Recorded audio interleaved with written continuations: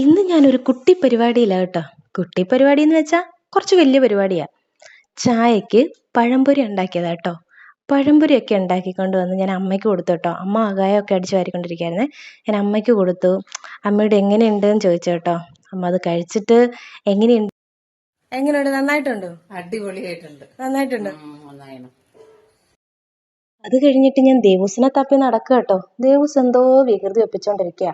ദേവൂസിനെ വിളിച്ചപ്പോൾ ദേവൂസ് അച്ഛൻ്റെ ഏതോ ഒരു പാത്രത്തിൽ ഇങ്ങനെ വെള്ളമൊക്കെ നിറച്ചിട്ടൊന്ന് കളിക്കുക കേട്ടോ. അങ്ങനെ ഞാൻ ദേവൂസിന് കൊടുത്തു കേട്ടോ. ദേവൂസിന്റെ എക്സ്പ്രഷൻ ഒന്ന് കണ്ടു നോക്കുക കേട്ടോ നിങ്ങൾ.